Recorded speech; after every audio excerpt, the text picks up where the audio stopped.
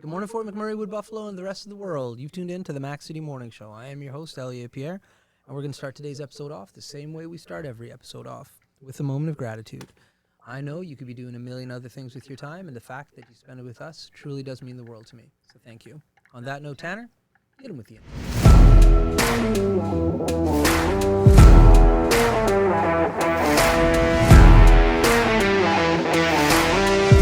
Hey, it's Keith Simpson here. I'm the general manager of Norel Toyota, soon to be Fort McMurray Toyota. Pretty excited for our new dealership. We're here to take care of you. Come on down and be part of our family. And we are back. Big shout out to Norel Toyota. Thank you for your ongoing support. As everybody at home knows, I don't introduce my guests because they can do a better job of that than myself. So, sir, can you please tell everybody at home who you are and what you're about?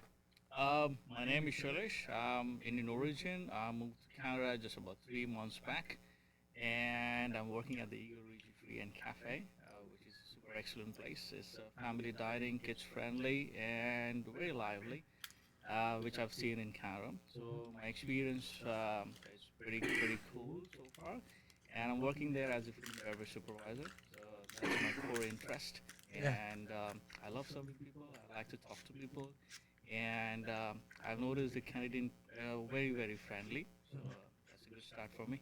There we go. Yeah, like Canadians are friendly. And if you like to talk, you came to the right place. Yeah, sure. So, my question to you is, where did you come from? Basically, as I said, like I'm Indian origin, but then back 11 years I was working in Dubai.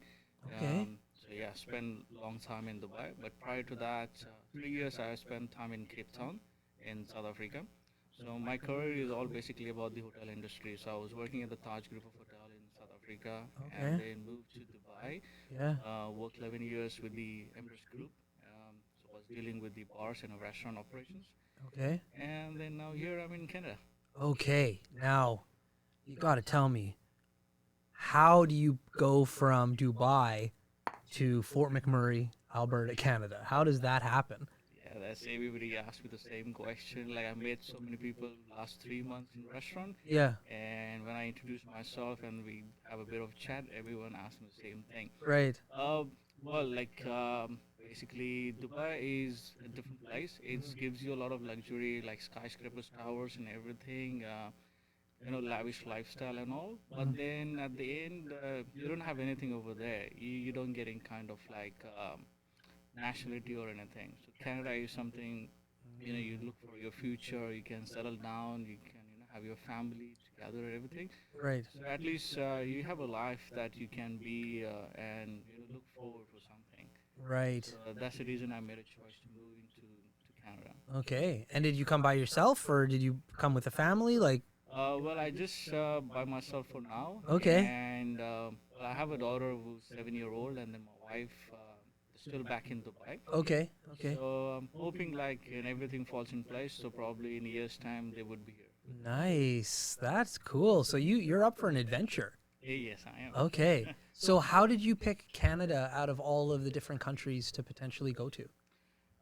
Like I've been doing research a lot of on Australia and New Zealand and Canada, Mhm. but then eventually I found that Canada is a right place for me.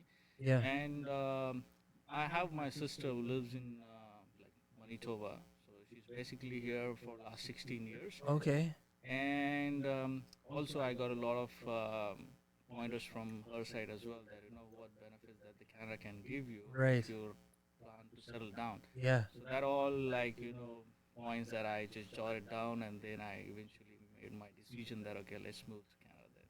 And so was Fort McMurray a place that you researched, or did they just give you some locations and you're like, well, I guess I'm going to pick this one? Well, Alberta, basically the province that I was looking for, and yes, there is a say that you have to be like don't be a big fish, Yeah. on like Yeah. that's the kind of a thing. So Yeah. Fort McMurray is like, yes, it's a small town, but then what I have noticed that you get to know a lot of people, and then everyone knows each other. Mhm. Rather than a bigger city, you don't have your entity. Right. Here is like when I see the people come back and they know, Yeah. and I Yeah. also know them, that so it's a good chat, Yeah, and yeah, then yeah. you feel so good to see them again. That's right. So that's something very interesting that is happening with me. Very cool. So how did you get into the hospitality industry? Well, I always had this like the hobby of doing something with the beverages. Okay. I used to do like flaring and everything at my home, like setting up the bed and then just flipping the bottle and all that thing. Okay. So that's from where that I started, and then I eventually then made a decision of like going for hotel management as a career. Okay. So yes, I studied, and then eventually I was actually working in the kitchen. Okay. So that was my interest. But then after 2 years of studying, in my when I was in the third year, I changed my plan. No, man, I don't want to be in the kitchen. I want to be on the front line. Right. Talk to people. I want to serve them. I want Yes. to make different drinks and all. Right. So that's where then I changed my mind, and then now I'm on front line Okay. since then. And so how many years of studies did you have to go for? Hotel management, I studied 4 year degree, Okay. and then before that I was a commerce student, Mm-hmm. and obviously then my schooling and all. Yeah. And then overall, like I have like about 17 years of industrial experience. Wild. That's good, man. Like you're an asset to any organization that has you. That's cool. Well, listen, my dude. Tanner just tapped his phone. That means he's ready with his questions for the Mac City Minute. But before we get there, we need to hear an ad from Carrie from Patchouli Rose. Carrie, take it away. Hi, I'm Carrie Beaton. I make all natural skincare and a variety of herbal remedies. I'm also an artist that works with acrylic on a variety of substrates. To check out all my products and works I have available, you can click on the links below. Thank you so much. And we are back. Thank you, Carrie. Tanner, hit him with the Mac City Minute. Alrighty. Question number one for you today. What do you think is the craziest thing you've seen in your time working in hotels? Oh well, craziest thing that I've seen when the restaurant gets packed up, and then you just need to run around everywhere. But then certain times that you meet those kind of a clientele who doesn't want to wait at all, and that's where that things goes a little upside down. But then yeah, just keeping your mind calm and cool down, and then just go as the flow. Question number two. What do you think was the biggest surprise for you when you first got to Canada? The biggest surprise, yes, like I can't say this is kind of a surprise, but then what I got surprised by seeing this at the Montreal, um, it was jam packed, and then the immigration queue was super long, and then there were some U.S. citizens, and they were like shouting and scolding the securities, saying that we U.S. nationals, and then we still have to wait in the queue. That is not appropriate, and then just give us a way so that we can proceed. So that was like surprise for me. I didn't understand that way. Like everybody's in the queue. There is no VIP or there is no priority or things. Yeah. Well, we're Canadians, so. Question number three. If you could bring one thing from your home country to Canada, what would you bring? Yes, I'll bring the Indian hospitality. Though yes, I understand the Canadians are very very friendly, but then the India is known for the hospitality from many years through from the emperor's time. So that's in my blood since I'm like 17 years that I work in the industry, and then I would like to bring that back. However, if people really get surprises, even at the restaurant when I do such kind of chair assistance, for just a simple thing, but then they get really surprised saying that, oh wow, what's this? We're getting a luxury here. So I would like to maintain that part here in Canada as well. Question number four. What do you think is the most underrated dish you can get at the eatery? Oh well, that's a BLT. It's oh yeah, I would describe that one. And your final question. What is your favorite dish that your parents used to make you? Oh, wow, that's the fenugreek vegetable, and then the wheat bread, flat wheat bread. That's something my favorite. I can go on eating, even my stomach is full. I can still eat a lot. And those have been your 5 questions. That's awesome. That's awesome. So, in regards to now you're here in Canada, you've been here for a few months. What are you doing outside of the restaurant industry for fun? Oh well, I'm just trying to explore a bit, but then I'm really also getting adjusted with the weather. So, but yes, yeah, it's everybody's telling me that it's not yet chilly. You're still, yet to explore the real winter. Right. I feel lucky that way. That okay, fine. At least I have like probably not encountering the super chill That's weather right. so far. That's right. But yes, being around to like in downtown, walking around and then exploring the shops and then the cafes around here, Mm. and a couple of restaurants as well, just to see that okay, what kind of food style they do, how they talk to people, what kind of a service that they do it. Right. So I'm just exploring this industry Yeah. mostly, rather Yeah. than any other part. Right. But yeah, sightseeing, not really much. Yeah, just walking around. Yeah.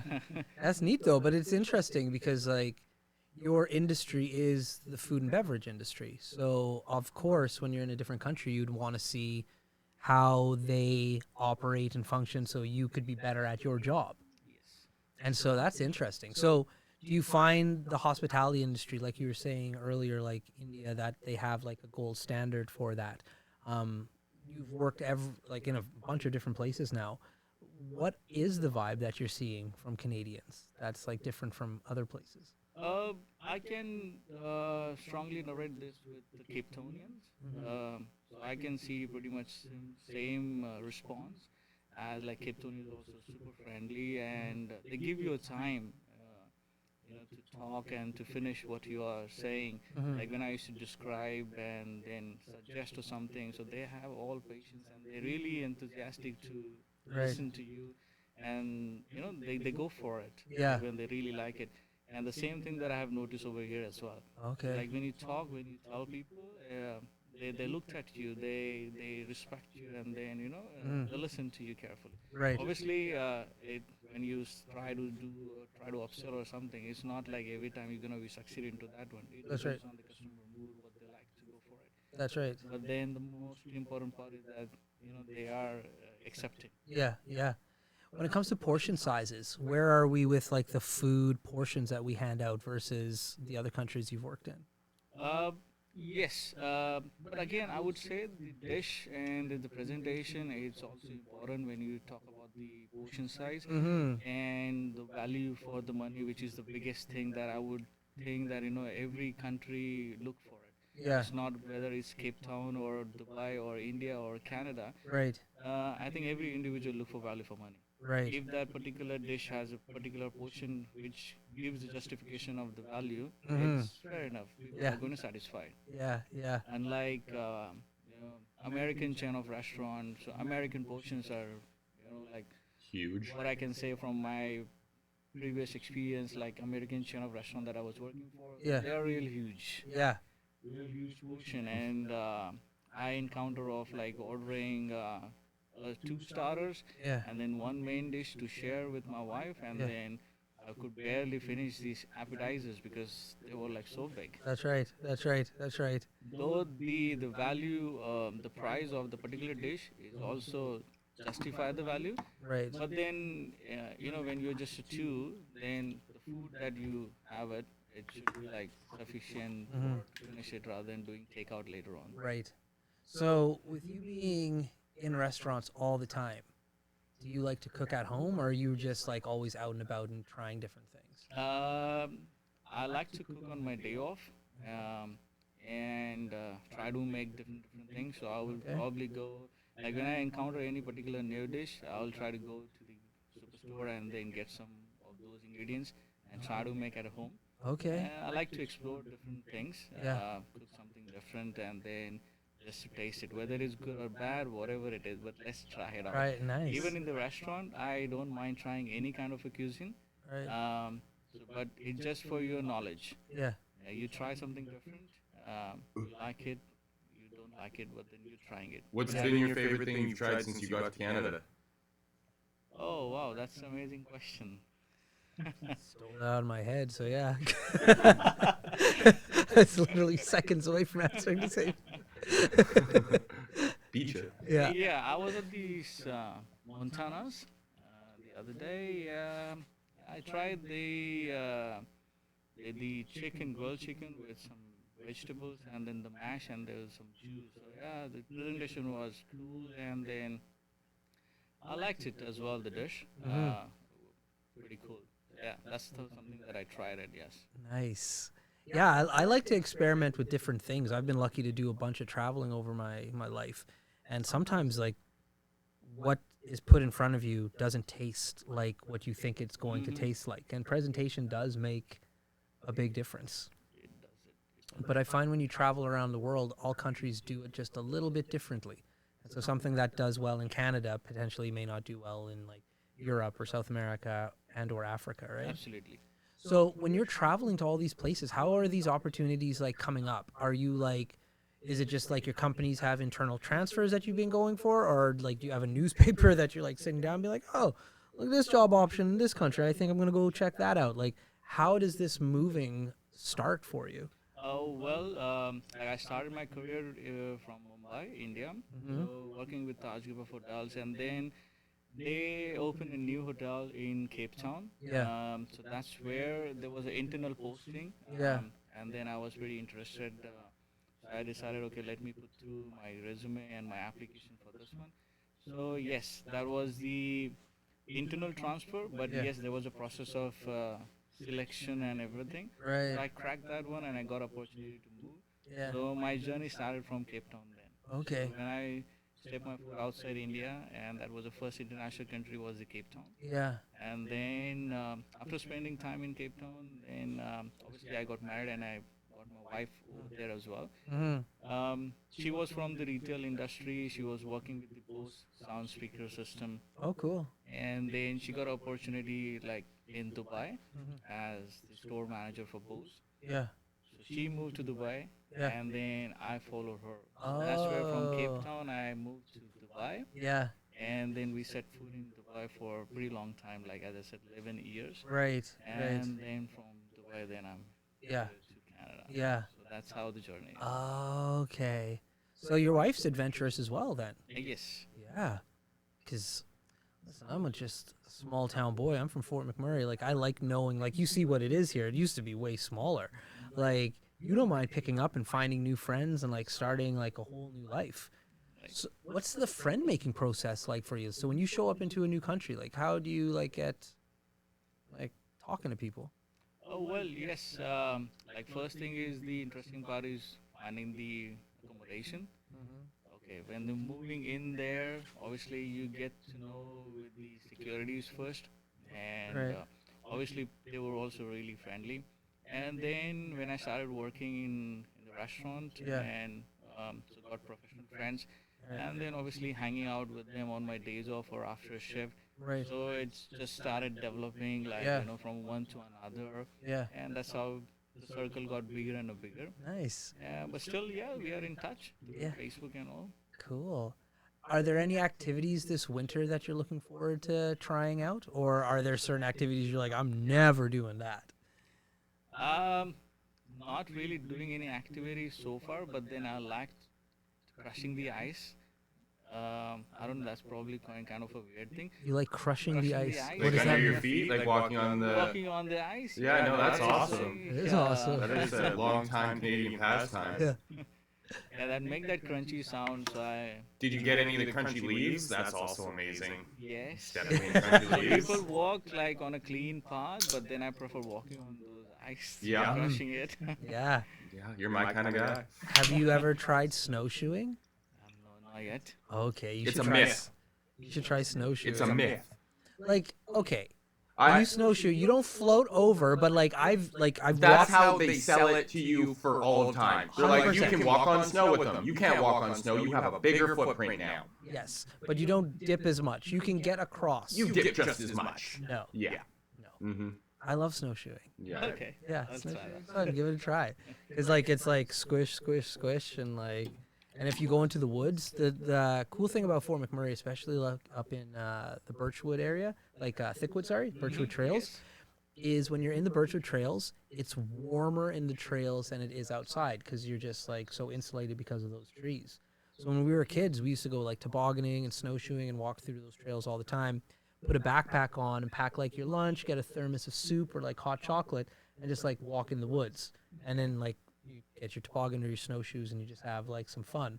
But the whole squishing when you're walking, it's cool because like when you're in the woods, like nowadays people put headphones and stuff in, but like when you're walking around in the woods and there's like no sound, Yep. and like you're hearing the and feeling that, especially like when the snow gets here, it's cool. But you got to do it in the woods because if you're not in the woods, it gets pretty cold. This reminds me like now this is the time December January UAE Dubai that temperature goes a little pleasant. Mm-hmm. I would say pleasant in the sense here is nothing but 18 to 20. Yeah. So that's the temperature That in is Dubai pleasant. for December and January. Yeah. But that's a pleasant temperature that we can say. That's right. So yes, so we do a lot of wood fire things, and so there is a place which basically like a kind of forest. Okay. It's called a last exit. Okay. So at the entrance, I mean, there is a door, so you just get a pass from there, and the security is there. After that is just a blackout, like there is no light, so you just have to drive your car and you just find the right spot over there to set up your camp and a wood fire and everything, Yeah. and it's gonna be pin drop silence there. Right. And when you walk, those are the dried tree leaves. Yeah, Mm. so that's the crush sound that you can get. Yeah. And then somewhere like you can hear a sound of like birds or like the kind of like animals or anything. Obviously it's not a forest land, but then Yeah. since it's super quiet, you can hear those sounds there. Yeah. Spend some time in the Birchwood Trails here, man. It's cool. You're gonna enjoy it. Well, listen, Tanner tapped his watch. That means we are out of time. But before we cut you loose today, everybody gets a shameless shout out or plug. So you have the mic, the camera, the lights. Have fun. Okay. So the shout. A shout out. So like you get to like a shout out basically is like you get to say hello to somebody or promote somebody, like anything you want. We've had people promote businesses, their moms, their cats, their cars. We've had some pretty wild shout outs. So anybody you want to give a shout out to? People out here, like if they're listening to me, yes, I would like to talk about the Eagle Tree and Cafe, which is, as I said earlier, is the most friendly and family restaurant, and is very, very average and very, very good food up there. So I would like you all to come and try, and we got amazing coffees as well. So look forward to see you guys over there.